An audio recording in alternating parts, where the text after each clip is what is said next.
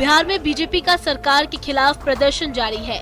पटना में विधानसभा परिसर में बीजेपी के विधायकों ने सरकार के खिलाफ प्रदर्शन करते हुए उसे हर मोर्चे पर फेल बताया। बीजेपी नेताओं ने सरकार से किसानों की मदद करने की मांग की। बीजेपी के मुताबिक बारिश, आंधी और ओलावृष्टि से किसानों की फसल को जबरदस्त नुकसान हुआ है।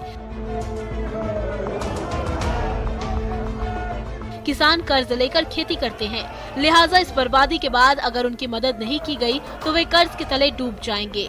विधानसभा परिसर में सिर्फ बीजेपी के विधायकों ने ही प्रदर्शन नहीं किया, बल्कि भाकपा माले के विधायकों ने भी सरकारी संस्थानों के निजीकरण के विरोध में हल्ला बोला। इन लोगों ने अपराध पर लगाम कसने की भी मांग की।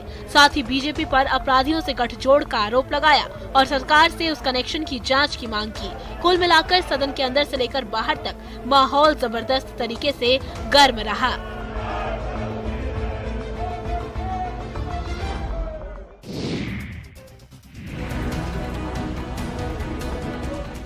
झारखंड विधानसभा में हंगामा हुआ। बीजेपी ने हजारीबाग का मामला उठाते हुए सरकार पर तुष्टीकरण की राजनीति करने का आरोप लगाया। हजारीबाग में आयोजित होने वाले विश्व प्रसिद्ध रामनवमी की शोभा यात्रा के दौरान डीजे नहीं बजाने और जुलूस नहीं निकालने के सरकार के आदेश को अविलंब रद्द करने की मांग की। बीजेपी ने जेएमएम, कांग्रेस और आरजेडी के गठबंधन वाली सरकार पर अलग अलग तरह से प्रतिबंध लगाकर हिंदुओं को दबाने का आरोप लगाया। बीजेपी ने सरकार को भगवान श्री राम के ऊपर राजनीति नहीं करने की सलाह दी। बीजेपी के विधायकों ने विधानसभा गेट पर हाथ में तख्ती लेकर नारेबाजी की। बीजेपी विधायक ने इसे सरकार की सोची समझे साजिश बताया। बीजेपी ने सरकार से कहा कि अगर ये आदेश वापस नहीं लिया जाता है तो ये लोग सदन से लेकर सड़क तक आंदोलन करने को मजबूर होंगे। इन लोगों ने कहा कि आस्था पर चोट किसी भी सूरत में बर्दाश्त नहीं किया जाएगा।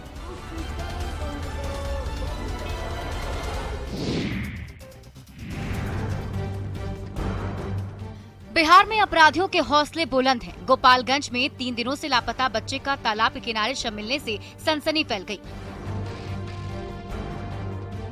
घटना थावे थाना क्षेत्र के एक डेरवा गांव की है। मृतक की पहचान शिवम कुमार के रूप में की गई, जो एक डेरवा गांव निवासी शंभू सिंह का पुत्र बताया जाता है। शव मिलने के बाद पूरे इलाके में सनसनी फैल गई। वहीं पुलिस ने मौके पर पहुंचकर शव को कब्जे में लेकर जांच शुरू कर दी।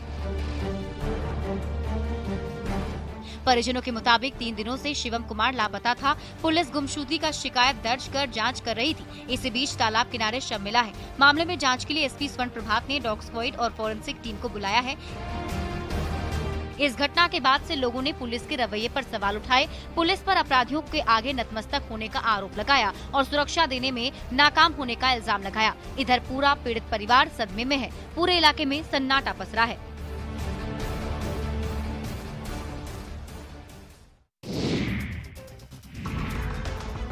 मुजफ्फरपुर में एक बहुत ही अजीबोगरीब मामला सामने आया है।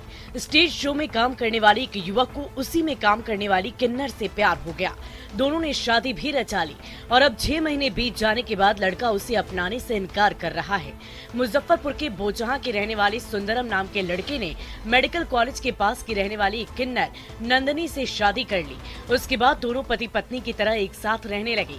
6 महीने बाद लड़के ने उसे मारपीट कर घर से बेदखल कर दिया। अब वो दर की ठोकरें खा रही है।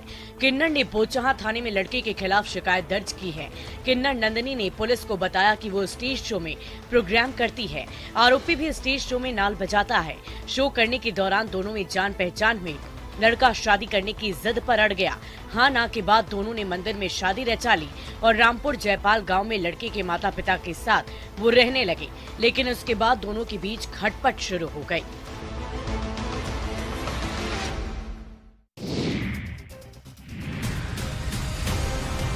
कटिहार में शराब माफिया को पुलिस ने बड़ा झटका दिया है। पुलिस की टीम ने विदेशी शराब की बड़ी खेप के साथ 2 तस्करों को गिरफ्तार किया है। बरारा थाना पुलिस ने आजमनगर, शंकर बांध, सिसिया और बिशनपुर पंचायत में मक्के की खेत में रखी शराब जब्त की। इस कार्रवाई में 650 लीटर शराब बरामद की गई। मक्के के खेत में ही शराब की इस खेप को छुपाकर रखी गई थी। बताया जा रहा है कि तस्कर यहीं से शराब की होम डिलीवरी करने वाले थे। कार्रवाई में जब्त शराब को पुलिस एक पिकअप वैन में लेकर गई है। पुलिस अब दोनों तस्करों से पूछताछ के आधार पर इस पूरे सिंडिकेट को खंगालने में जुटी है। पुलिस के मुताबिक गिरफ्तार तस्कर छोटे पियादे हैं। पुलिस मास्टरमाइंड की तलाश में जुटी है। साथ ही ये पता लगाने में जुटी है कि इस शराब की खेप को किस राज्य से और कैसे मंगाई गई थी। इस कार्रवाई के बाद से शराब माफियाओं में हड़कंप मचा है। बता दें कि शराब तस्करों के खिलाफ पुलिस लगातार कार्रवाई कर रही है, लेकिन तस्करी पर लगाम नहीं लग रहा है।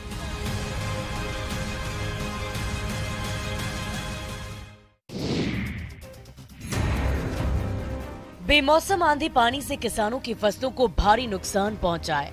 गोपालगंज की खेतों में खड़ी गेहूं की फसल गिर चुकी है। किसानों का कहना है कि जिन फसलों से नौमी की पूजा होनी थी वे फसल बर्बाद होने लगे हैं। मौसम का हाल अगर यही रहा तो खाने के लिए अनाज भी नहीं हो पाएगा। किसानों ने बताया कि फसल तैयार होने के बाद कटनी का वक्त आया तो आंधी पानी और ओलावृष्टि शुरू हो गई। अब बारिश के बाद फसलों में कीट लगने का खतरा बढ़ जाएगा। पसरमा गांव के किसान कहते हैं कि 18 कट्ठा में गेहूं की फसल लगाई गई थी। फसल तैयार होने के बाद जब काटने का वक्त आया तो कुदरत का कहर शुरू हो गया, जिससे फसलें बर्बाद हो गई।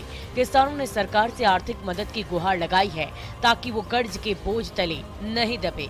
किसानों ने बताया कि अगर मदद नहीं मिली तो वे लोग सड़कों पर आ जाएंगे। उनके लिए परिवार चलाना मुश्किल हो जाएगा।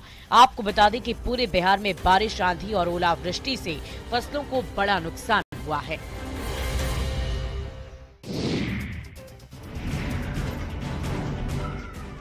औरंगाबाद के एक निजी क्लिनिक में इलाज के दौरान एक गर्भवती महिला की मौत हो गई।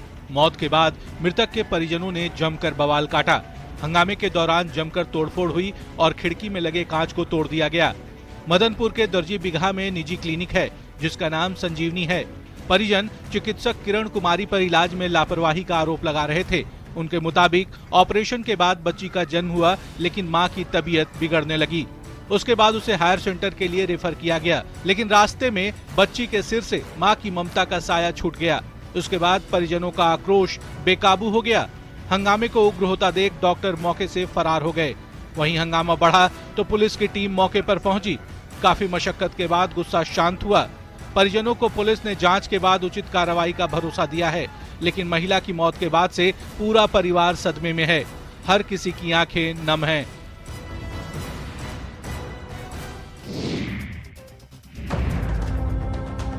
सुनसान जंगल में पुलिस की टीम, पेड़ों के पास खुदाई का काम। आप सोच रहे होंगे कि ग्रामीण के साथ मिलकर ये पुलिस वाले क्यों खुदाई कर रहे हैं, तो अब जरा पानी की रेत की तरह बहने वाली इस तस्वीर और वहाँ पड़े ड्रम को देख लीजिए। इतना ही नहीं, टूटे फूटे चूल्हे को भी देखिए। झारखंड के गिरिडीह के बदहीडा की यह तस्वीर है, जहां पर उत्पाद विभाग की टीम ने दबिश दी है। उत्पाद विभाग को पता चला था कि इस जंगल के बीच में शराब का अवैध कारोबार फल फूल रहा है। उसी को बंद करने के लिए यहाँ पर पुलिस की टीम पहुंची और पहुंचने के बाद जो कुछ हुआ वो आपके सामने है। टीम ने 12 से ज्यादा शराब की भट्टियों को ध्वस्त किया, करीब 3000 किलो जावा महुआ नष्ट किया और सैकड़ों लीटर महुआ शराब जब्त किया। शराब को छुपाने के लिए तस्करों ने जावा महुआ को गैलन में भरकर जमीन के नीचे गाड़ कर रखा था। हालांकि इस दौरान तस्कर फरार होने में कामयाब हो गए।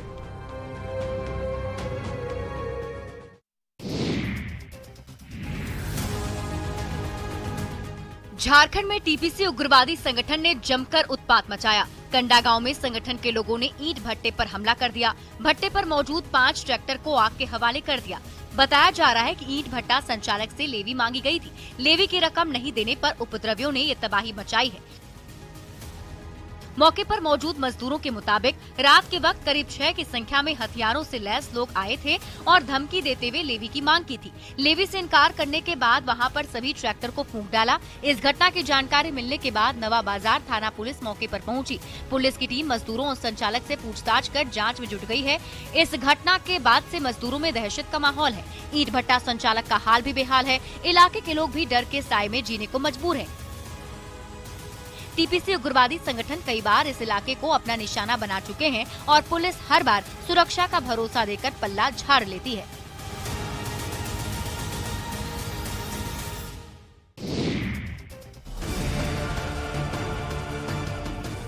जरा सी बारिश क्या हुई, मुंगेर का संग्रामपुर पानीपुर में तब्दील हो गया। गली मोहल्ले में बाढ़ जैसे हालात हैं। वहां रहने वाले लोग नारकीय जीवन जीने को मजबूर हैं। पानी में खड़े होकर बड़े और बच्चे नारकीय जीवन से मुक्ति के लिए प्रदर्शन कर रहे हैं। रामपुर पंचायत के वार्ड नंबर 5 के बद्री विशाल मुसहरी में घरों में पानी घुस गया है।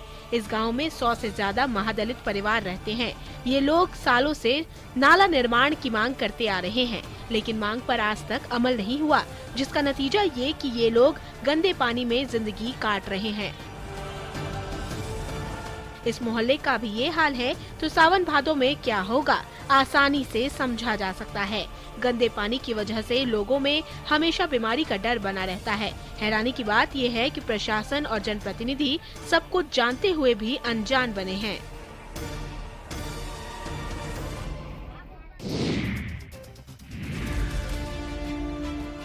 बिहार में तेज आंधी और बारिश ने किसानों को उदास कर दिया है। बारिश और आंधी ने अन्नदाता की फसलों को जबरदस्त नुकसान पहुंचाया है। प्रकृति के कहर की ये तस्वीर लखीसराय की है। तस्वीरें देख आप अंदाजा लगा सकते हैं कि नुकसान का आलम क्या है। फसल अब कटने ही वाली थी कि बारिश ने सारी उम्मीदों को भिगो दिया। किसानों को अब मदद के हाथ की तलाश है। सरकार के फैसले पर उनकी निगाहें टिकी है, क्योंकि खेतों में लहलहाने वाली फसल अब बर्बाद हो चुकी है। आर्थिक तंगी से जूझ रहे किसान एक बार फिर से उस दलदल में फंस गए हैं। अब सरकार की मदद ही इन्हें इस दलदल से निकालेगी, क्योंकि बारिश ने इनका सब कुछ बर्बाद कर दिया है। बढ़िया टाल इलाके में खलिहान में दौनी के लिए रखे मंसूर, चना और मटर का बोझ भी बर्बाद हो चुका है। बारिश की वजह से किसानों को दौनी में भी परेशानी हो रही है। बारिश और आंधी में आम के मंजर को भी जबरदस्त नुकसान हुआ है। अब अगर किसानों को मदद नहीं मिली तो ये सड़क पर आ जाएंगे।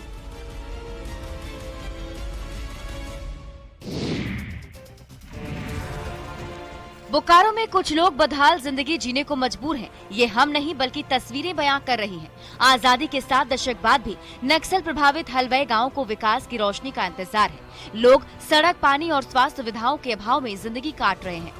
गांव में अगर कोई बीमार पड़ता है तो उसे आज भी खाट के सहारे अस्पताल ले जाना पड़ता है। पानी के लिए लंबी लाइन लगानी पड़ती है, कुआं खोदना पड़ता है।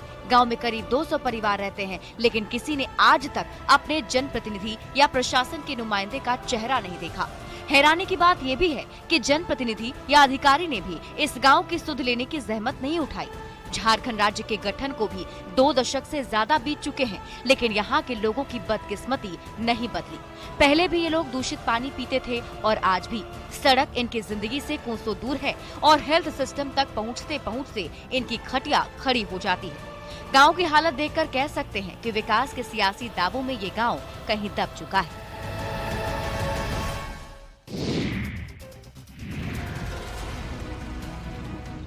सुनसान जगह पर जेसीबी और ट्रैक्टर।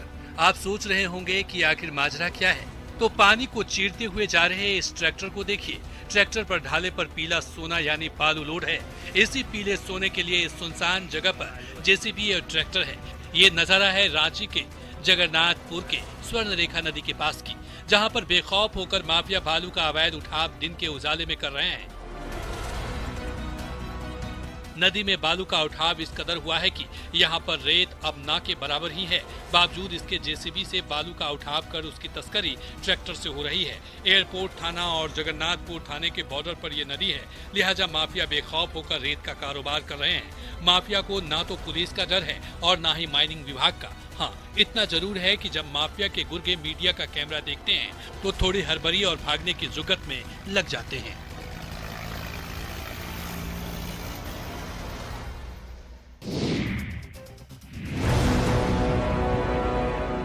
गुमला के चैनपुर के लोगों का चैन गजराज ने छीन लिया है। बुकमा सदान गांव में इन मासूम लोगों को देखिए, इनके टूटे आशियाने को देखिए। जब ये लोग गहरी नींद में थे तब इनके दरवाजे पर गजराज ने दस्तक दी और फिर ऐसी तबाही मचाई कि चेहरे उदास हो गए, सिर से छत का साया उठ गया। अनाज को ऐसा चट किया कि अब ये लोग दाने दाने को मोहताज हैं। मदद की आस में नजरें टिकाए हैं। हाथी ने सुमित्रा नगेसिया और सीताराम नगेसिया के कच्चे मकान को निशाना बनाया। ये पहली बार नहीं जब गजराज के आतंक से इनका सामना हुआ है, बल्कि इससे पहले भी हाथियों ने यहाँ तबाही मचाई है। इस बात की जानकारी वन विभाग को भी है, लेकिन आज तक इन लोगों को ना तो गजराज के कहर से मुक्ति मिली और न ही आर्थिक मदद। घटना से ग्रामीण काफी भयभीत हैं। हाथी को दूर रखने के लिए वन विभाग से पटाखे फोड़ने और टॉर्च की मांग कर रहे हैं। डर के मारे ग्रामीण गाँव की सीमा पर पहरा दे रहे हैं।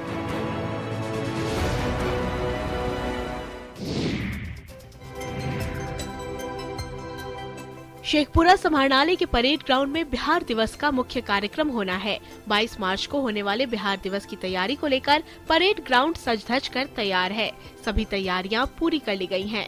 इस कार्यक्रम में खेल, सांस्कृतिक कार्यक्रम सहित अन्य विकास योजनाओं को प्रदर्शित भी किया जाएगा। बिहार दिवस के मौके पर कई मशहूर कलाकार अपनी प्रस्तुति देंगे। डीएम सावन कुमार खुद तैयारियों का जायजा ले रहे हैं।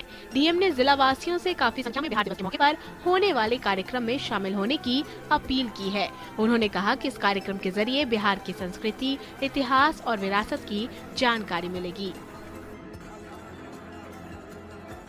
ये हमारे बिहार की जो प्रगति हो रही है उसके गौरव को और युवाओं को प्रगति के पथ पर, उसके विकास के पथ पर कैसे उसको सम्मिलित किया जाए, इसी को रेखांकित करने का इस बार का प्रयास है।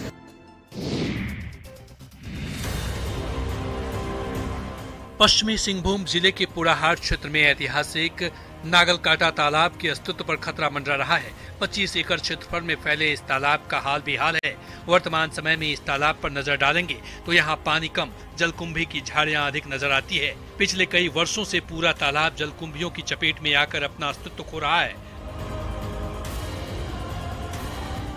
संजय नदी से नहर के माध्यम से इस तालाब में पानी लाया जाता है, जिस पर क्षेत्र के कई गांवों के लोग निर्भर हैं। इसके अलावा हजारों एकड़ खेतों को सिंचाई भी होती है, लेकिन जलकुंभियों के भर जाने से इस तालाब की जल संचय क्षमता काफी कम हो गई है। क्षेत्र के लोग इसके जीर्णोद्धार करने की मांग उठा रहे हैं ताकि निकट भविष्य में उन्हें जल संकट से जूझना नहीं पड़े। अगर इस ओर समय रहते ध्यान नहीं दिया गया तो ऐतिहासिक धरोहर तो खत्म होगा ही, साथ ही साथ खेती पर भी इसका असर पड़ेगा। हैरानी की बात यह है कि प्रशासन भी इस ओर ध्यान नहीं दे रहा है।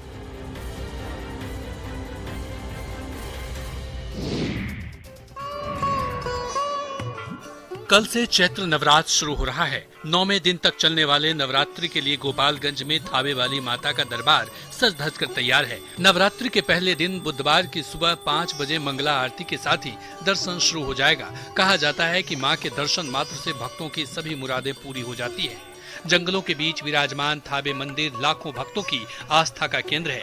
यहाँ नेपाल से लेकर यूपी, दिल्ली, झारखंड से श्रद्धालु नवरात्रि में आते हैं। नवरात्र के लिए जिला प्रशासन की ओर से भी व्यापक तैयारी की गई है। नवरात्र के 9 दिन 9 रंगों के फूलों से मां का भव्य श्रृंगार कराया जाएगा। साथ ही सुरक्षा के कड़े इंतजाम रहेंगे। भक्तों की भीड़ को देखते हुए इस बार मां के चरण स्पर्श पर रोक लगाई गई है। मंदिर में सीसीटीवी कैमरे को दुरुस्त कराया जा चुका है। गर्भगृह से लेकर परिसर को सीसीटीवी कैमरे से कवर कर दिया गया है। पर्यटन विभाग की ओर से भव्य मेला और थावे महोत्सव का भी आयोजन कराया जा रहा है।